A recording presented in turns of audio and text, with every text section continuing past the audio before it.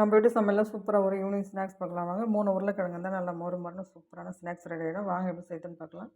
3 உருளைக்கிழங்கு எடுத்து கழுவிட்டு கட் பண்ணி வேக வச்சு தோல் உரிச்சிட்டு நல்லா மெசுக்கி எடுத்துக்கலாம். இதை போல் இதில் வந்து நம்ம 1 ஸ்பூன் பச்சரிசி மாவு சேர்த்துக்கலாம்.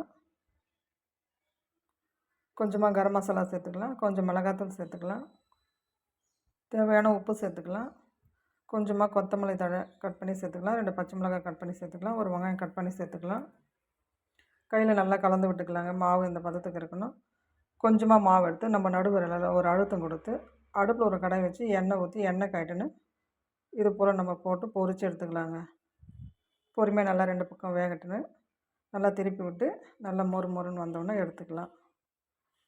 இது ரொம்பவும் நல்லா இருக்குங்க. சூப்பரான ஈவினிங் ஸ்நாக்ஸ் ரெடி ஆகிடும்.